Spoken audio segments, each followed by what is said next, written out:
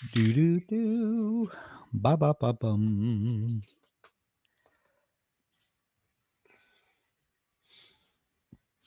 Hey everybody, welcome to Writing Sprint Thursdays. I'm your host Hank Garner. Today, co-hosting with me is Chris Porto, returning for another Writing Sprint session.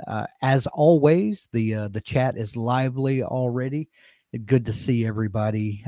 We had a question right before we started, and I answered it for Mel. She said if I already have words written and I paste it into the Sprint website, will that affect the running count? And if you pay, and I answered this already, but just for anyone else who might be wondering, if you paste words in before the sprint starts, those words don't count toward your running word count.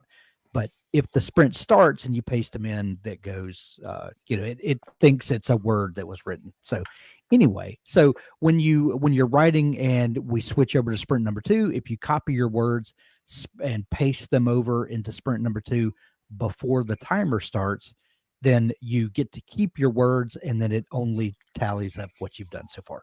Anyway, I Okay, hope that can you helps. can you explain again what a royal fizbin is? What Okay, that's an extremely old classic Star Trek reference from the '60s. So, welcome to yeah. being old for me. Speaking of old guys and Star Trek, are you still editing on we spoke for just a minute before we started, but you're still editing on book 2 of your series, is that right? Yes, I'm still working on Herr Gruppenführer Gatewood's edits. Now, he's a fantastic editor and he's very thorough, for which I am very appreciative. But yes, I am still working on those. And a very sweet guy, I have to Oh, say. sweet guy, yeah, and with Yeah, a he's wicked sense of humor.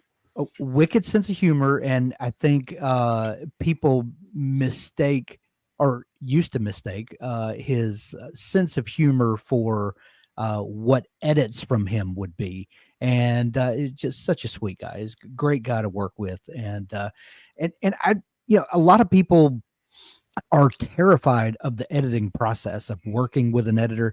And Mhm. and I always say it's because people flash back to 11th grade English and the Red red pins, the yeah. red pens and the outlines, Roman numeral 1, capital A, and that just terrifies people, and that's not why they got into writing.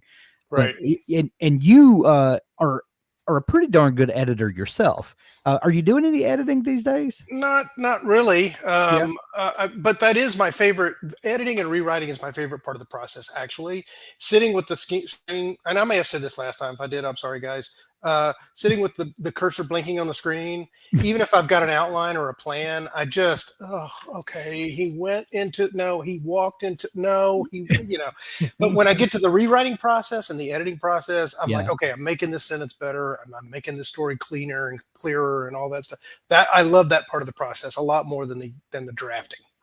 Most people say that the first draft is their favorite part, the most exciting because it's new, and you're one of those rare people that draft number 2 and then draft number 3 gets gets more exciting as you go.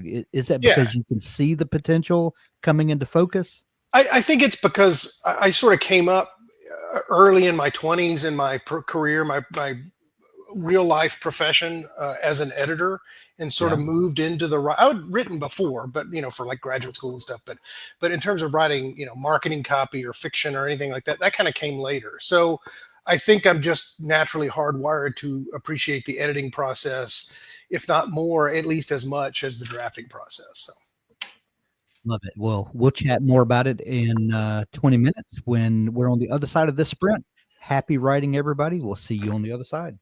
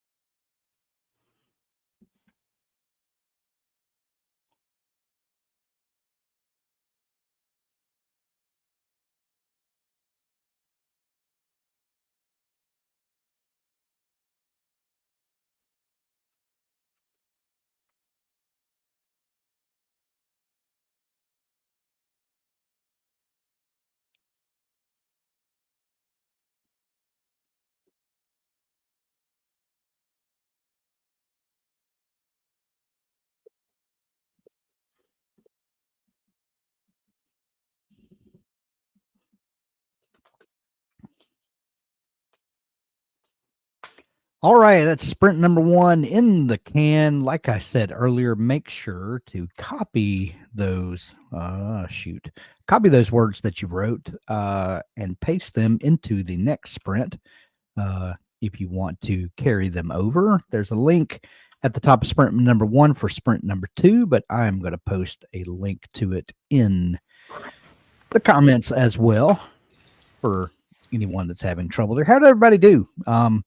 I got 766 words. Most of them new words. A couple of them I had written earlier, and I pasted them over and then edited them. How's your editing going there, Chris? It's going pretty good. David is really good about when you're writing, you're concentrating on character and consistency and plot, especially in the first draft where you're making everything up as you go along, and sometimes you forget they went in the left door, not the right door. And so he's really good about finding that kind of stuff. And oh, by the way, back 3 chapters ago, you said he had blue eyes. Do you remember that? And so it's that kind of, and you really need to flesh out this scene a little bit because it just kind of falls flat. There's not a lot of whatever there, and so that's what I'm doing right now is trying to I need to write another paragraph here or whatever. So it's going good. We're running a writing cohort to the end of the year, and we've got a couple of different groups, and we meet on Wednesdays. And yesterday we were talking about character motivation and how when you're outlining your story or kind of thinking through your plot, how does your character and their agency and their motivation, how does that carry through the plot so that when you get to the end you feel like you've been on a journey with this character? Does character motivation, agency, figuring out how the character is moving through the plot, what motivates them, then when something happens, how does that feed into the next plot point? Do you think in terms of that when you're kind of sketching out your story idea? Yeah, absolutely. I mean, I kind of know. In fact, I come up with my main characters first. Like there may be 3 characters. And like, okay, this is what this guy's about. And he's 58, like me, and his back hurts, and he's looking forward to retire, blah blah. And then there's this other. So I come up with the character sketches, and then I come up with the story arc at a very high level, and then developing the arc into individual chapters or books or whatever. The plot itself comes out of motivation. So if he's 58 and older and looking forward to retirement, has a bad back, chances are he's not going to run into a bar and start a fight, right? Even if the end result of that part of the plot calls for it. So you got to work around. So plot comes out of motivation. Everything is about character for me because plots and motifs and themes and language and all that stuff, they're not reading the book. People are. So how the people are working in the story, that's what drives the plot for me. And I'm driving to the end of the field with the football, but how I get there, it's about the individual player and how they play that out for me. Well, what's the saying that's been used? So it's almost a cliche, but it doesn't mean it's not valuable. A character is plot. Right. If your character is not doing something interesting that you want to go along for the ride with, then what are you doing? I mean, if the plot is the wife develops cancer and the husband has to deal with it, okay, well, hopefully we've established what these characters are like before that. So if the husband is a philanderer in the first part of the novel, is he looking for some kind of comeuppance, and he feels like the wife's cancer is his punishment? Is it it's all got to derive from, and then you can't have him just become a priest overnight. I mean, it doesn't make any sense because it's not his character. It's not what's before. It's got to be a believable journey.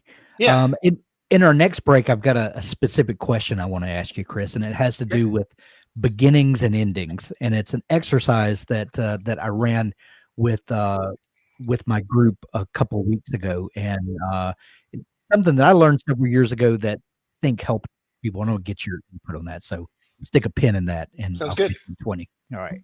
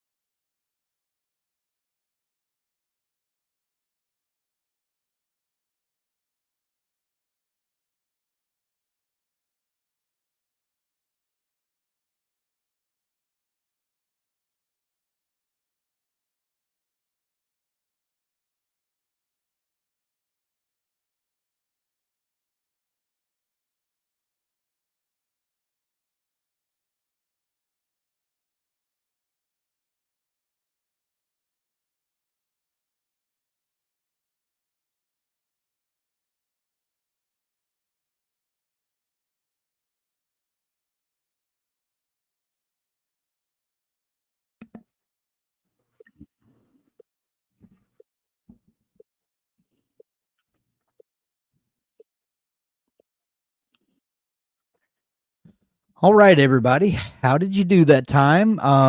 In our last break, I saw some good numbers coming by. Good job, everybody. Glad to have you with us today. Like I said last time, be sure to copy your words out of this sprint and into sprint number 3 if you're going to carry on with us. I will post the link to sprint number 3 here in the comments. Remember, wordsprints.org saves your words for about 24 hours. So make sure that you're copying out the words that you've created today, paste them into your Dabble project, into Microsoft Word, Google Docs, whatever it is that you're writing in.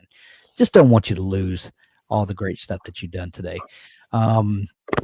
Post in the comments there how you're doing today. And while Chris and I chat just a minute, about story structure and characters. Like I was mentioning in the last break, Chris, we've got these cohorts that we're running, and one thing that we determined was that these are all wonderful writers that we've got participating in this, and none of them need to know more about craft. I think most writers have learned all the craft that they need to learn, and Sure. it's really about execution and Yeah. finding confidence and finding what the thread is for your character that you want to follow through. And one exercise that I had a couple of people that had kind of been stuck in that middle and had rewritten and rewritten and rewritten on the same 10 chapters for 3 years sometimes, and just Hmm. couldn't, just never could break through. And so I had them do an exercise, and I said, I want you to write an opening scene and have some drama there, give us a glimpse into their normal life, and then maybe if not a full inciting incident, give some hint at the inciting incident. What's going to come into their life that's going to ruin their day? Hmm. Like all good stories start. You A put little foreshadowing. Yeah. yeah, a little foreshadowing. You create a character that people love, then you stick them in a tree, and then you light the tree on fire. Um, Wait a minute. and Let me then write that down. yeah, Yep. right. And then the other side of that exercise was write the final scene. Show me where you envision this character ending up. What is their mindset? How have they In other grown? words, how did the activating event catalyze the change in the character? Exactly, exactly. And I was thinking this is really a simple exercise, but it really transformed some of our participants. It transformed their ideas about their story, and all of a sudden, they could see through that murky middle, that muddy middle, whatever that trips up so many people. You get Yeah. bogged down in it. Yeah, because you have a Um, destination. I mean, it's like looking at a map for a trip, right? You know where you're exactly. going, and you know where you're starting. It's Yeah. it's the journey, Yeah. right? That's sometimes the challenging part. Yeah. Every story I've written, I knew the beginning scene and I knew the ending. I didn't always know how I was going to get there. Hmm. Some writers, especially people that are more pantser oriented, don't know where their story's going, and I don't know that I fully believe them. I think we all kind of have a clue as to where we want to go. How do you feel about knowing the ending from the beginning? Well, I mean, we've talked about this before. I'm pretty anal retentive when it comes to planning, and I'm much more of a planner than a pantser because I need that structure and Yeah. I need to know where I'm going. Otherwise, I'm just kind of writing in a circle, which Yeah. which might explain why your person was writing for 3 years on 10 chapters. If you don't know what you're going to do with it or where you're going to end up, then it's difficult to. Okay, goals, objective, all of those strategic planning terms that you hear in the corporate world, right? It's hard to know what the milestones are if you don't know where you're going. Um, True. so um, but like I've said before, it's really important to outline for me and at least know where. That's why I do the story arc thing, and I was talking about the 20,000 foot view, so I can know Right. how things are more or less going to end up, and then I throw the characters into a pot and turn up the heat and see how it goes. Do you, because you're so familiar, so settled with the way you do things, do you ever um attack a story differently to see, just to mix it up and You ever start off pantsing a story just to see where it'll go? Sometimes, I mean, like there are certain writers that I really love. I love to read writing that is good, writers that are Yeah. good. One of them is Mick Herron. If you're familiar with the Slow Horses series on Apple, Yes. there's like 9 books behind that. He is just such a fantastic, funny. He writes funny prose about really uh, um, significant and momentous events, right? MI5 and British thrillers and stuff like that. Anyway, and he likes to start his books off with, and we can do this at the end if you want to. I don't want to get too much into people's running time, but he'll start off things with like, okay, and then the mouse went into the building, and here's what the mouse saw.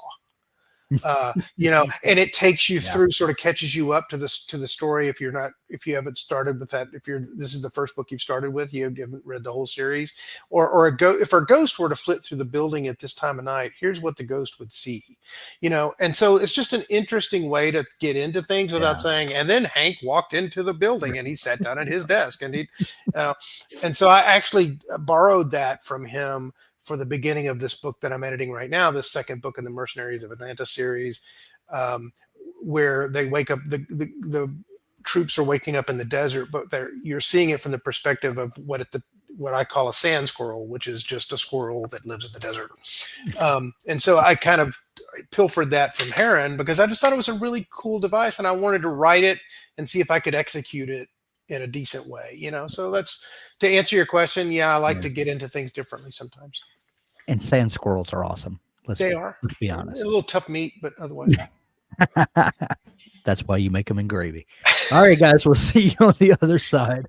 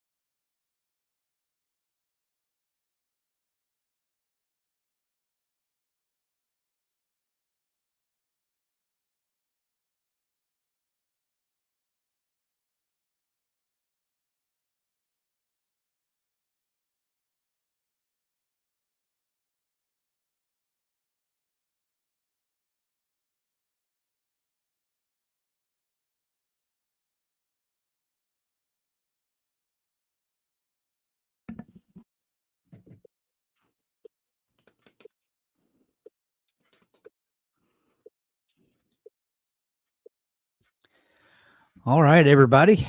I got a grand total of 2002 words. I'll take that. That's a good day for me. Make sure that you are copying your words out of the Word Sprint website and put it in your word processor of choice. We hope it's Dabble. Could be Word, could be whatever. But just make sure you save them. Don't lose those words. I have an interview coming up soon with Mark Waddell. It'll be on this YouTube channel, so be sure to join me in just a little bit for mystery author Mark Waddell. We'll have a good time picking his brain. Chris, how's your editing going? I finished the chapter I was working on today, which was a bugbear of a chapter with Yeah. all the changes. Yeah, so good go with that, and we'll get started on the next chapter tomorrow. I got about 3 more to go before I can turn it back to David. So excellent. Wow, what are you going to work on after that? You got holidays coming up, and you got to have some writing to avoid the family gatherings. Absolutely. Yeah, the more I can do that, the better. That and alcohol. So I've got to do all that arcing and planning for book 3 that we were talking about. That's my next thing. So I got to figure out all the loose threads I left hanging in book 2. I got to figure out how to tie those up and move into book 3. So excellent. All right, guys, we're going to get out of here because I've got a show to prep for in just a few minutes. Hope you'll join us. Join us again on Tuesday when Abby will lead sprints. Wednesday for Doug. I might have those reversed. It doesn't matter because I'll be here Thursday. And, who doesn't want to come right with Hank and whoever might show? It may be Chris again. You never know. You just never know. You never know who'll show up at these writing sprints. I hope you enjoyed it. Have a great day. Have a great weekend, everybody. Remember, we are halfway through October now.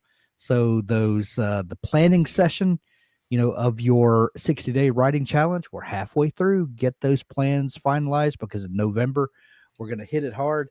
I was going through some papers yesterday and I found my NaNoWriMo certificate from last year, the very last year Nano existed. So, but join us November. We're gonna write books. Who doesn't want to be a part of that? Right. So get started, everybody. Thanks for joining us. We'll see you next week. Bye, guys.